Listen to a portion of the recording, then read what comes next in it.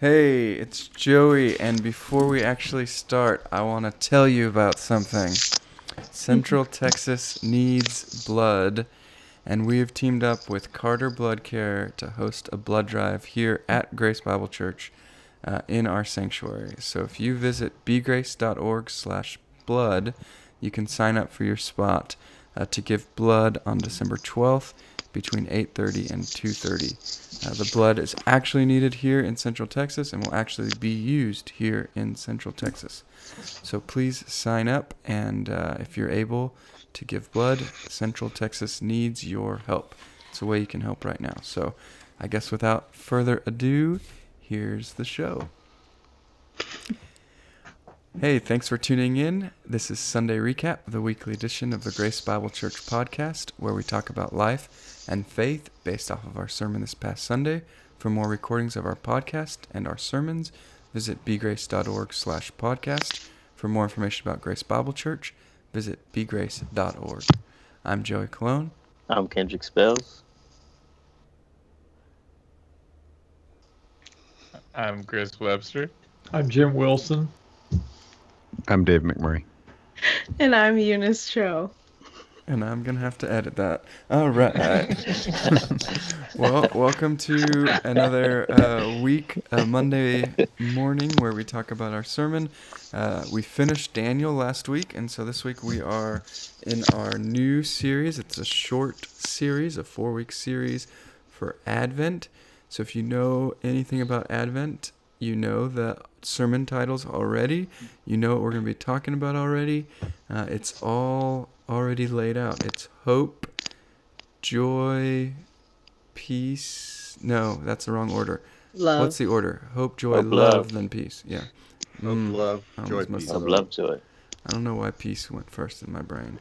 Peace was blocked by the speaker on the camera shot, so I should have not yes. remembered that one.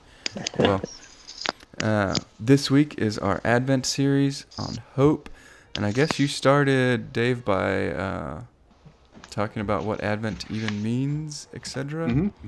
Anybody know what Advent means? The arrival of an important person or event. Good Nice. job. And so, this week in Advent, we're talking about the hope of the arrival of a notable person or event, right? What is hope? Who knows what hope is? Biblically, it's more than a wish. More than a wish.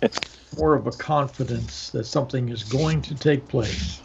Confidence. Good.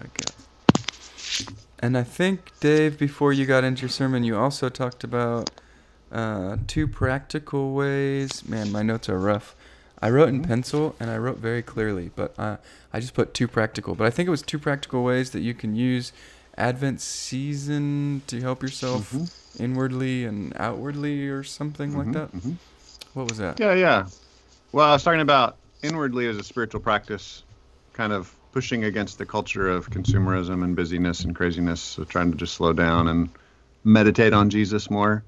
So saying, hey, this is a time, there's something going on in our culture, so I'm going to try to take that and make it more Christ-focused. And then outwardly, there's really a missional connection with our culture because we have a pagan world celebrating a Christian holiday, often celebrating kind of echoes of the Christian roots of the holiday without really knowing the whole story. So as we make our own celebrations more centered on Jesus, then that helps us to have kind of content, things we're showing people and things we can talk to our friends and neighbors about, that helps us bring the conversation back around to who Jesus really is. Any other thoughts on Advent or how you use Advent in your homes with your peoples? Or yourself? Light things on fire. Mm. Yeah. We started it's fun this year. I'll put in a little pitch for, you mentioned it too, Dave, but the Advent devotional, got it online, got it printed here, and we added, kind of hit the candles a little harder. Candles are sometimes part of Advent, and so So we do that. It's fun. The kids remember each theme as we light the candles, and then I'll make another pitch for a thing I didn't advertise well this year, but Christmas Creative. We started this last year, and it's just make like at least one piece of art for each theme or each week. So one piece of art a week for hope, love, joy, and peace. And yeah, it's been fun. My kid and that's been really fun because it helps my kids, especially. I notice them like really just trying to dig in on what are the visual metaphors for hope, and whenever it mentions light, or one of our readings had even like sunrise in one of the scriptures, and it was like, oh yeah, that's something I could paint or draw or write about. And so they've been like, it's been like Santa's workshop in our house, like just glitter and stuff everywhere. They're trying to make their hope piece already. I think they actually made all their pieces on Saturday, which was cheating. But anyway, this week, so if you guys want to be a part of it, begrace.org/Christmas Creative has all the info, and I'd love to have more and more people making random art. Jim wrote a poem last year. It was amazing. And his wife, did she bake something? Did we get her to bake anything for Advent? I'm not sure. I forget things, though. I'm still trying to convince her to bake a hope pie or something. This was my like picture. that. This was my Yay. hope picture. From this year or last year? Last year. This is last year. I haven't done something yet this year. Yeah, nice. It's a lot of fun. I really like it. Yeah. And anybody Eunice can had do it 4 even if pieces. they're not super artistic, right? Totally. I'm not Do it with super your kids. artistic. Eunice had 4 pieces that came together into one big piece. She had like a Transformers. What was that? Megatron? What's the? Anyway, yeah, it was Megatron, awesome. Optimus Prime. No, there's a thing when they all like connect together, and it's like Ultron? Ultron? No, I don't know. I think it's Avengers Unite. I think it's what it is. No, that's the wrong one, I think. That's the wrong one. Well, that's cool. Any other Advent things? What do you do for Advent, Kendrick? Anything? Man, this is Special, I guess, or different? Yeah. Typically in the past, I haven't really done any like thing creative. So this year I'm diving in heavy on the Christmas creative side of things. I'm gonna try my hand at some painting. We've realized Caden likes painting. For Halloween/Thanksgiving, we took him to the pumpkin patch in Temple to let him pick out some pumpkins, and he painted them, a ton of them. So cool. Gonna get him some hand paint, some finger paint, and listen to things of hope. And then try my hand at some paintings and music.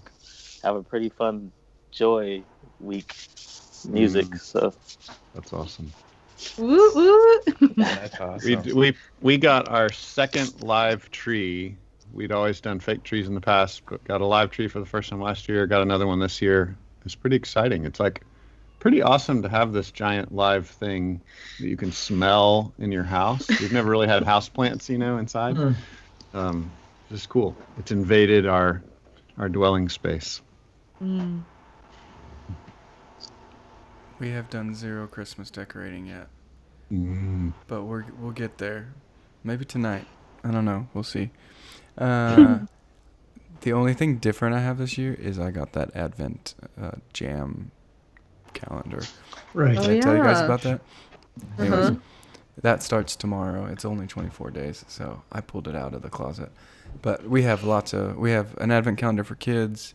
We do Advent calendars, or candles. I'm trying to think. I don't know. It's all in boxes still, so it's not fresh in my memory, but we have it all. All right. Well, this week was Matthew. You're doing Matthew for each of these 4 weeks? Is that right? Yeah, I'm just going to follow it in order. I'll do a couple of weeks on chapter 1 and a couple of weeks on chapter 2. So this week was the first half of the first chapter of Matthew, which if you listen to the sermon or if you know Matthew, you know that that's just genealogies. And that's a weird sermon to preach, huh? But that sermon preached, huh? Huh? Anybody? Great. So I think, man, I'm just gonna go with my notes because Mhm. it's too much work to look at yours, and it makes too many clicking noises on my keyboard and mouse. But Ah. you started by talking about the 400-year gap and suffering in silence, and Mhm, kind of the mhm. genealogy, I guess, helped to explain that. Is that Mhm. right? Yeah, we've got 400 years of silence, and this is the first thing that is said. Canonically speaking, we've got Malachi and then Matthew, but also as far as the actual experience, that's pretty close to how it worked out as well. So we have a messenger, a prophet speaking to Israel saying, hey, there's going to be a messenger that's going to come prepare the way for Yahweh. And then we've got the birth narratives of Jesus. That's the next thing that happens. So Matthew is showing how the birth of Jesus lines up with then everything that's been said before, not just the prophecies of Malachi, but all the hopes and all the visions from the past of the entire Old Testament all kind of comes together in the genealogy. And you made some of those connections with what? You even went back to Adam, you went back to Abraham, and you highlighted some of the women, right? Oh, and you went to David and you went to exile. Sorry, those were your three main points. But Yeah. what was the women point? You spent a good amount of time on that. I don't see it in my notes. I don't know where I wrote it. So there are kind of two structures. You could say there's like the rhythm and the melody of the genealogy. There's the maybe the melody line is the simple theme and variation of these three sections, which are 14 generations each. So, Abraham section, David section, exile section. So those were the kind of the 3 points I followed. But there's this, rhythm that was coming in and out that was adding spice to it, where it was father, father, father, father, father. Oh, and here's a lady, here's a mom. Then father, father, father. Oh, here's another mom. And so it was kind of sprinkled in that added some excitement to this normal pattern, this repeating genealogy pattern. And those women were all very unusual in different ways. Some had been sinned against in terrible ways. Some had sinned in terrible ways. Some, had repented and done great things and became followers of God. Some were outsiders tribally that became insiders by faith. So it's just that added a lot of spice to the story. And so the women, I found it was in your first point, which is hope for the child to defeat evil. And my first note from that section is the child. This is the way. That's right? That's where that came from. Very good. Okay. Yes, Just all about checking. Baby Yoda. I think maybe Baby Yoda is stealing our theme here. Yes. So your first. Mandalorian is copying our story. Oh yeah, that's it. That's what happened. It is what happened. It is. Yeah. So first point, hope for the child to defeat evil, and that was the part talking about Abraham, right? Yeah. You said heel or head crushing, basically. So, it's really about Abraham, right? So if you look at Genesis is, mostly about Abraham and the promises to Abraham. Obviously, there's a lot more to it than that. But Abraham's kind of the pivot point, Abraham and his sons. And then you have to kind of go back, the preamble then, to the Abraham saving the world promises, Abraham having this child that's going to save the world promises. The backstory is really a promise was made to Eve. So everything with Abraham, the Abrahamic covenant, we're all sons of Abraham by faith, all of that finds its roots back before Abraham in Genesis 3:15, where the promise was made as soon as sin enters the world. Okay, everything's blown up now. Sin has ruined everything, but a promise is made that Eve is going to have a son someday that will save the world. The Old Testament is kind of repeated stories of, like, is this going to be the son that saves the world? Nope, not him. It's like over and over and again, kind of getting our hopes up, and then, okay, that's not quite the hero that we're looking for yet. So with Abraham, it was a reproduction covenant. Is that what you called it? Feel like that? I don't know if I did or didn't. I'm not sure. But I do think we often just like skirt past the Abrahamic covenant because it's like uncomfortable to talk about. But So I was interested to hear why it's reproduction covenant. I mean, just Yeah. because it uses a reproductive organ, is that? Yeah, so I mean, in the very most graphic way, yes, it's about the reproductive organ, right? It's marked. The reproductive organ of God's seed, His people, is marked. It's sanctified. It's cleansed. So yeah, I think because it's so uncomfortable, we avoid the conversation. But yeah, there's blood, there's cleansing, there's hygiene, there's sacrifice. There's your reproduction is going to be different than other people's reproduction. And all of this is symbolizing, Paul picks this up in the New Testament and says, really, the circumcision is a symbol in the Old Testament done by hands. There's this real thing not done by human hands, this real thing, which is the spiritual cleansing of our hearts, the being born again, So John 1 picks that up. We're going to be born again by having faith in Jesus, Yet to all who received him, to all who believed in his name, he gives the right to become children of God, born not of the flesh or husband's will, but born of God. And so the new birth in the Christian story is the fulfillment of what that marking of the reproductive organ in the Old Testament was about. This was a symbolizing of man, our reproduction's all messed up. We keep reproducing sinners. Someday God's going to fix that. And that's what the new birth is, and Jesus ultimately fixing that. Part of it was, what Abraham was trusting in, right? God had promised him something. He was trying to trust in himself, make it happen himself. So, yeah. Okay. Anything else on the first point? Yeah, Chris, go. Yeah.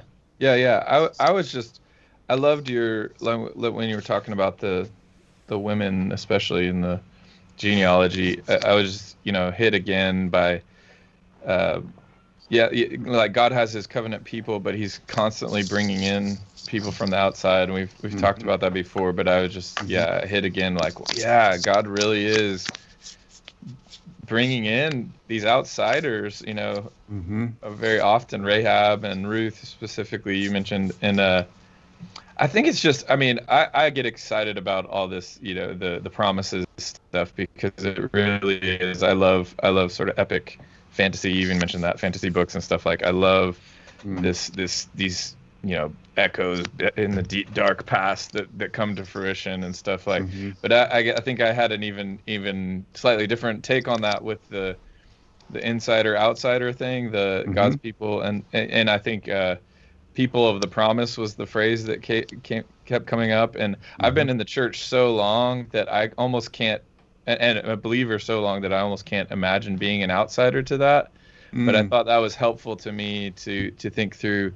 So there's two distinct groups of people in the world. There's the one who've had the promise for a long time, right? In this case, it was Israel, that God had given it to them in the very beginning. They've held on to it, and their struggle was to believe it would come true. But then there's the outsider who hasn't even heard the promise, right? Who is just utterly, without an anchor. That's just what? I don't know what. The whole world is chaos. There's no plan to anything. Is there any hope in that way, right? And so I think there's two distinct types of hope, and that was just a really a beautiful reminder for me. Man, we have this treasure of the promise, right? And like before Jesus came, there was those people saying, we've heard what's going to happen. We don't know how it's going to happen, but our struggle is to not only believe it's true, but to tell others it's true. And the same thing for us, waiting for the second coming. We're the ones who have it. We're stewards of the promise that there's going to be ultimate defeat of evil and ultimate good on the throne. And we that's just so distinctly different from people who haven't even heard the story or haven't been keepers of that for years and years and years. I think it's interesting that all these 14 generations in between each other, and then finally to Jesus looking to, okay, this person's going to save the world, this person's going to defeat evil. In a sense, we still have this longing for that ultimate defeat of evil, like Chris was saying. I think it's interesting. Even when we have children, we like, I'm going to teach my son to do this because the world needs this. I'm going to raise him to be a doctor. The world needs more of that, or this because the world needs more of that. So I just thought that was interesting, that this longing and waiting for the ultimate defeat of evil, I could see that then and still see that now in our hearts. Yeah, and the irony is we can't really fix it unless we see that Jesus is the one really fixing it. Like there's this, the New Testament gamble is the way John Lynch, I think he had a message about the guy that did The Cure. I think he had a message called the New Testament gamble. Does that sound right, Jim? Yeah. And the gamble is that actually saying Jesus has done it is what motivates us to do it. Does that make sense? It's like, and that's exactly backwards from traditional religion that says, no, we really need to use guilt and fear and terror to get people to live rightly, But the New Testament gamble is actually saying, nope, Jesus has done it. Now go and follow him and push back evil and bring goodness to the world. Second point. Second point is hope for the kingdom of glory. And you started that one with the illustration of the emperor having no clothes. And I can't remember why you said that, though. I'm trying to remember why you told that story or that fable. Is it a fable? Yeah. Yeah, I mean, the connection is when we desire to have this great kingdom, but we're all sinners. We're all broken. And so it's like when you look at King David and you look at King Solomon, you see, this great king, but you also see like,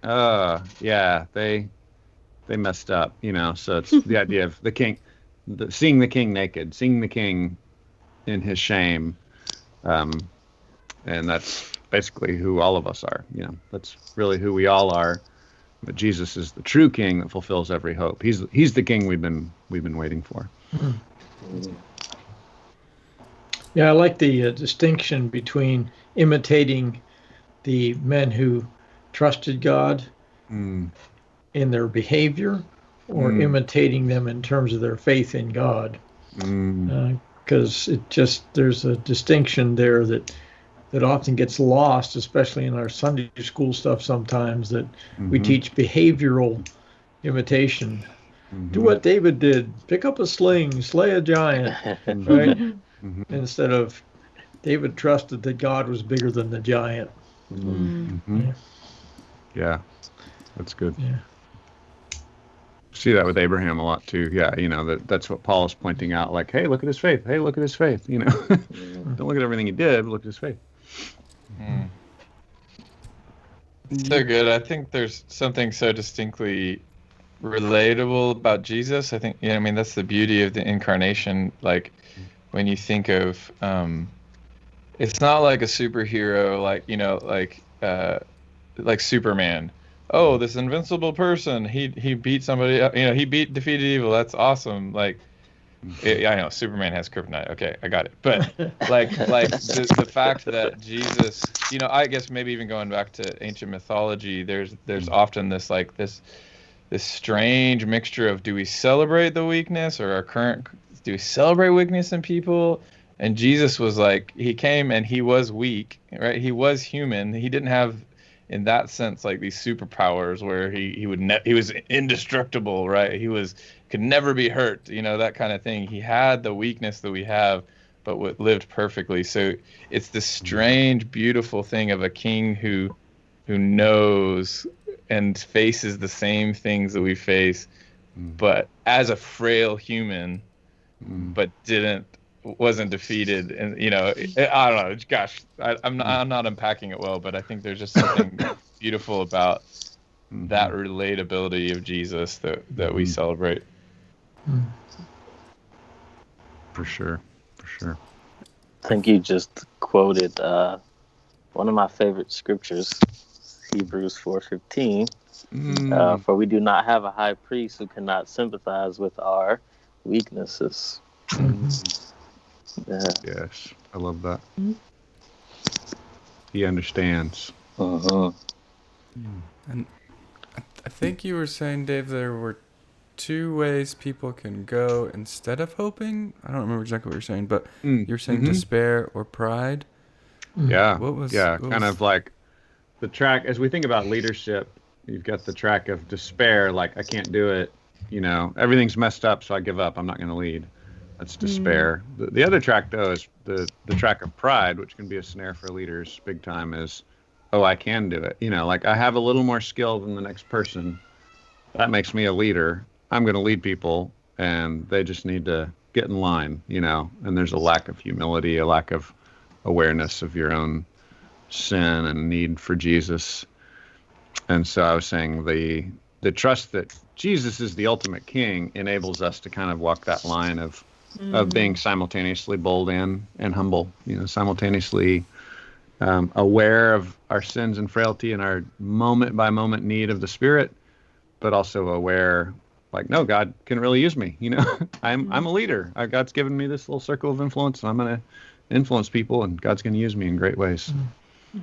Well, even the definition of hope has that beautiful duality. Like, as we were talking at the beginning, I just quickly Googled the definitions, and the one I think that works best here is to expect with confidence. And I think that's what's so cool. As I was thinking as you were talking, like, hope in and of itself is like a dependence on someone else. It's like it's a creaturely type of a thing, like you don't hope for something that you are in charge of. You hope for something that someone else is in charge of, or that you want to happen, right? But it says you expect with confidence. So you have that good tension of, this is really going to happen. I'm going to live as if it's going to happen, but it's also not up to me to bring it about. I'm expecting God to do what He said He was going to do. Yeah, reminds me of. Isn't that like Romans 8 too? It's like we hope with, if we like hope, then we, or for what we do not see, like we hope with patience or something like that, right? Yeah. Yep. You guys are gonna make me cry. That's what I was gonna say. Eunice stole my line. But I was going to connect it to, I think it's Chris's song, right?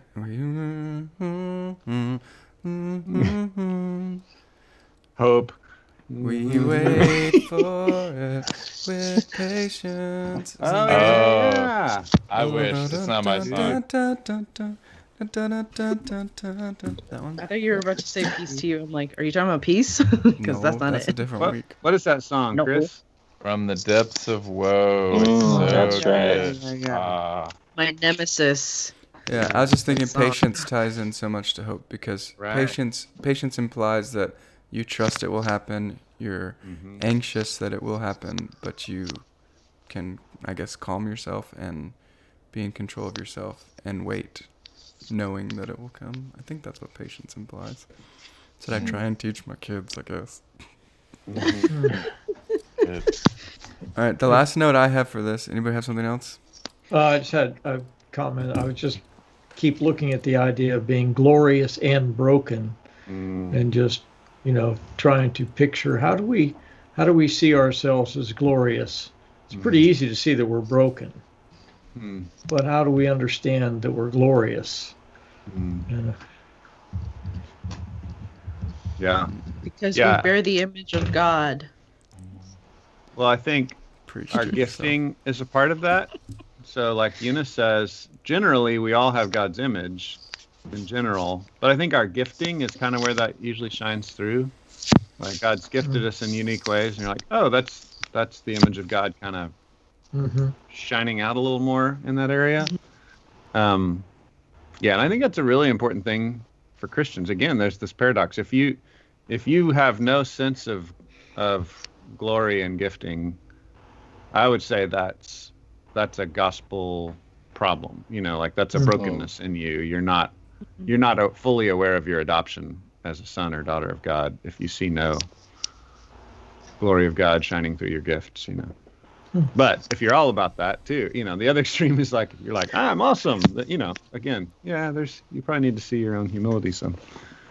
I was just reading Look and Live by Matt Papa, such a good book, and one of the metaphors, I'm going to twist it a little bit, but one of the metaphors he has is basically the importance of knowing the source of all goodness, and that is the ultimate, and not trying to make any one good thing ultimate. And he uses this metaphor of, I actually translate it to like panning for gold, right? You can either spend your whole life trying to find that perfect fist-sized nugget of gold, and you will not settle for anything else. Nothing else is good. Nothing else is worth it. Or you can, and you'll never find it. Like, you're just gonna never find it. Or you can spend your life realizing there's little slivers of gold all around you, and they're not ultimate, but there's beauty there. And I think that's kind of what. The difference between the Christian understanding of beauty and a secular one. The secular one wants to find the perfect thing that will fully satisfy them here on earth, like this physical something that's going to be ultimate and perfect, and the situation or this experience or this treasure that's perfect, and they're always let down because that's impossible. Or they say, no, God's the perfect treasure, and he's scattered slivers of gold everywhere, including in me. So I'm imperfect, but there's these moments where God's shining through, and you can see that glint of gold, and you say, man, there's so much to celebrate, even though it's not perfect, even though it's not ultimate, because I know who the source is, and that's only going to ever be the perfect beauty. Something fool's gold.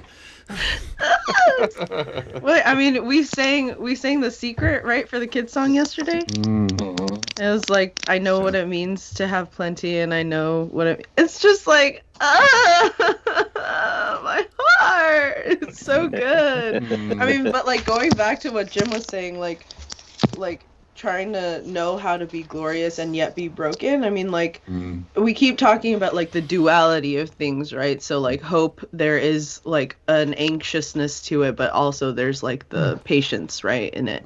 But to be glorious and broken, I feel like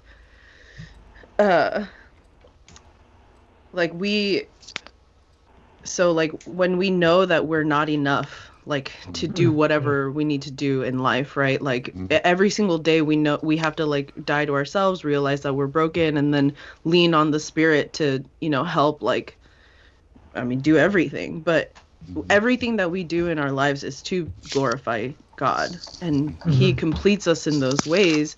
And so even in our brokenness, we can be glorious because of God. And so it's like this constant, like, redirection to, like, oh, it's not me. Like, stop trying to think that it's you. Like, it's not you. It's all God. But yeah, so good. Good word. Anybody know this song? How can we glorify God? Anybody know, I know it. What's the answer? By loving him and obeying his commands and law. Is that it? Something like that? Yeah, it's pretty close. Something like that. I don't know. I think that's pretty close. Nice. Anyways. Good duet, guys. That's what we're here for. It's the quality content you come for. All right, we're running out of time. I was going to say your little rhyme. We trust our king and just do the next right thing. Right. He said That's no for you, rhyme Kendrick. intended. Yeah, Make it famous. Yeah, I'll take it. He said I'll take it. Trademark, copyright, 2020. All right, your final point was hope for the end of exile. And you were talking about how we are just a long time traveling away from home. Anybody know that song? Probably not. Is that by Blues Traveler? No, it's like by Sacred Harp Primitive Baptist Hymnal or something. That one. Time traveling away from home. It's a favorite. Yep. Anyways. Clearly. Definitely a huge theme. I think there are a lot of hymns with that theme. Oh yeah, for sure. You were talking about just remembering that we're pilgrims or we're strangers or we're sojourners. And this is not actually our true home. But while I guess we're not in our true home, we can show what true home looks like. I guess that was this point. So hoping for the end of exile actually means that we're living like exile will end, maybe, and showing people what the end of exile would look like, maybe. Yeah. Anyways, passing that off to anybody else. Ready to go. Man, this is a wide connection, but we were just thinking. I was talking to my wife over Thanksgiving of how we get into this strange comparison game with sometimes with non-Christians or people who are chasing after other things, and we're like comparing our lives like 1-to-1, like, are we happier than them because of Jesus, or do we have a better life because of Jesus? I mean, that's kind of somewhere deep down in your heart is when you finally get down to the lowest level of what you're actually saying. I think that's what it is. That's like, where the joy is. way down. No. But yeah, there's that temptation to be like, why would I share the gospel with them? They seem pretty happy. Or why would I share the gospel with them? They're actually more satisfied with their life than I am. And I think there's something really important there.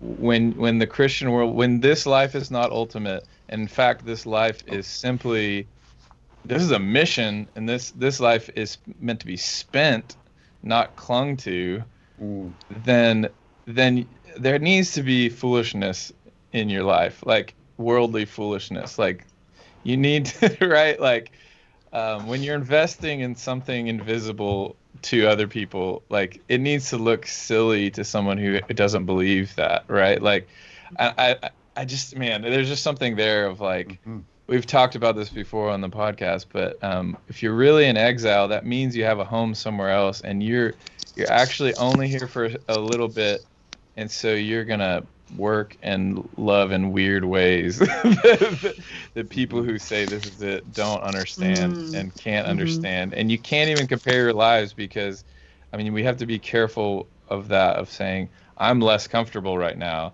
Well, that's someone who's not in exile, right? Like, I'm less comfortable right now on purpose for the sake of the gospel and for bringing along as many people out of this exile as I can. So I don't know if y'all can speak to that anymore, but that was a connection I was making in my head.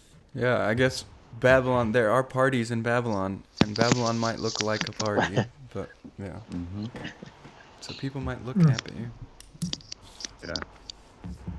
Yeah, I mean, I think we have to remember the gospel is good news and bad news too, right? It's good news and bad news. So it's not just I have more fun, I have more to offer, I have a better story, but it's also like, oh, your party is nice, but there's an eternal party that's better, and this party is going to end in death and destruction.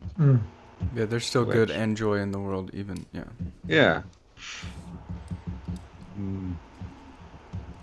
Yeah, I find that we often are posturing ourselves to not be the mean, grumpy, judgmental Christians so much that we forget, like, oh yeah, there's horrors of judgment that are coming. You know, like it's real. Really been wrestling with that. I've been kind of debating with a friend about just the nature of hell and what hell is, and we both agree, for the record, that the Bible is true and that hell is bad, you know, but kind of trying to get down to the details of what it's actually like. But yeah, I think that's the big idea. It's bad. You don't want to be there, you know? That makes me think a crazy thing is, without trying to pull out too much of what you just said, Dave, is, forgetting the scripture, I don't want to try to quote it wrong, but in a nutshell, I think David is saying, no matter where I am, I could even make my bed in hell, and God is there. And Psalm 139. That's it. I'm glad I was going to say 138. So I was, when I read that, that's sort of like a terrifying truth of the gospel too, and of exile, because I'm like, oh man, what torture is it to be like, oh, this is my home. I don't long for home with Christ, or long for home with heaven. And then towards the end, if an individual makes their bed in hell and God is there, they're like, oh, now I long to be with him.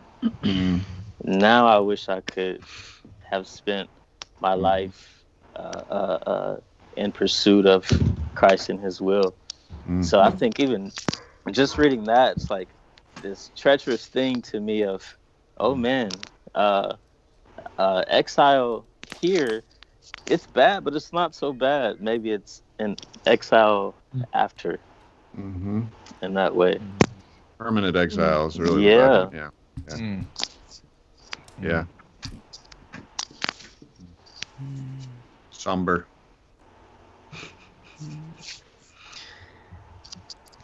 You're gonna make Eunice cry for a different reason now. Don't cry, Eunice. Don't cry. Yeah. Well, Well, maybe you should cry. We should cry. let's just all see tears. Ready to go.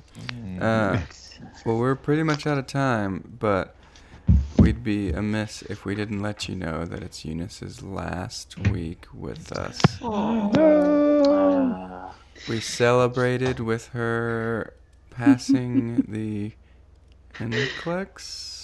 Is that what it's called? That you forced me to tell everybody about. Not me. I didn't do that. That was I was not. gonna Yeah. say we should have never let her pass the test. Now she ran out Wow. of the job. Whatever. And so now she's got a new job. So she's gonna ditch us in her journey in her exile, and she's gonna go exile somewhere else for a little while. She'll still be at church. She'll Yep. still be around. She'll probably still be helping with some things, but she's got a full-time job now, so she doesn't get to just hang out with us anymore. It's very sad, but I've enjoyed my time here with you guys, and I'll be back sometimes, I'm sure. I will do my best to come back, and, but yeah, Well, we will gotta miss go do you. my job. Yes. We're happy for you, though. Happy you will be healing and helping people. That's pretty cool. Using my God-given gifts, Dave. Yeah, shine, girl. Yeah. Yes. Joy and glory to the people and places around you. Huh? Yes. Thank you so much for all of your support. Thank you. In unrelated news, if anybody's looking for a job, let us know. We'll just kidding. But really, Trying to replace me. I'm not even gone yet. well, that's kind of how it works, I think. Actually. I know. Oh man. All right. Anything else? Did we miss anything? We're at. Oh, I do. Go ahead. Yeah, sorry. I do want to say that Dave mentioned in the outside service that he forgot to tell us in the first service that David also means 14. Yeah. Huh, didn't know that. Yeah. They would number their letters, kind of like Roman numerals. So A was 1, B was 2, and the name David is the number 14.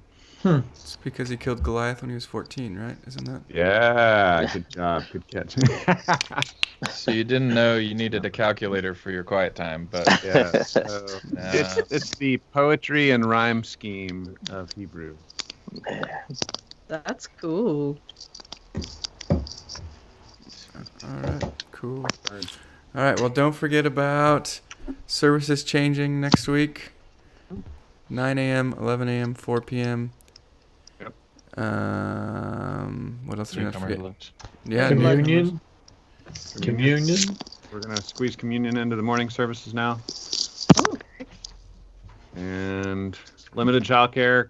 Can they sign up? Are we doing like a unannounced grand opening of childcare, or are we announcing it, or I don't know how we're doing that. Well, I think if we weren't, we are now. No, I think you just register the same way you register to come to the service in the morning, and there's an option to click that says "Kid in service with me" or "Kid in nursery with me." Cool. Something to that effect. Cool. Chris is a magician, so. Nice. Way to go. Digital buttons. Pay no attention to the man behind the curtain. Yeah. Find a curtain quick.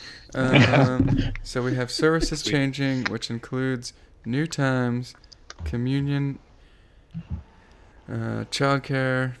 I don't know. That's too much. And we have Christmas Creative, Christmas creative. bgrace.org/Christmas Creative. We have Newcomers Newcomers lunch. bgrace.org/newcomer. I don't know. Email Eunice. It's her last day on the job, so you have to pull tricks on her or something. Yeah. And then we have blood drive right after that. BeGrace.org/blood. Not right after that. 6 days after Next that. week. But sign up for your slot. They go fast And- once they start. And a going. movie night Saturday night. Oh yeah, that's December 5th. Yeah, That's this Saturday. Coming up. it's gonna be crazy weekend. We're probably watching Lots what? of Narnia? things. It's the Chronic. What cools a Narnia? Do you guys remember that one? Yeah. I'm Oh my 12. God. No, Baker's dozen. All right, Wow. cool. So good, so good. Well, maybe we spoiled things. That's probably bgrace.org/movie nights. bgrace.org/parking lot I movie. think it's bgrace.org/LED projector with inflatable screen. By Steve. It's bgrace.org/ it's going to be really cold, so hopefully Kendrick hooks up the FM transmitter so we can watch the movie from our car. Oh, .org. drive-in theater. Boom. I don't know. All right, people. All right, we're out of time. We've been out of time. We were aiming for 30 minutes this week, in case you weren't noticing, but we made it at 47 or 8-ish, so pretty good. All right, well, thanks, guys. We'll see you next week. Adios.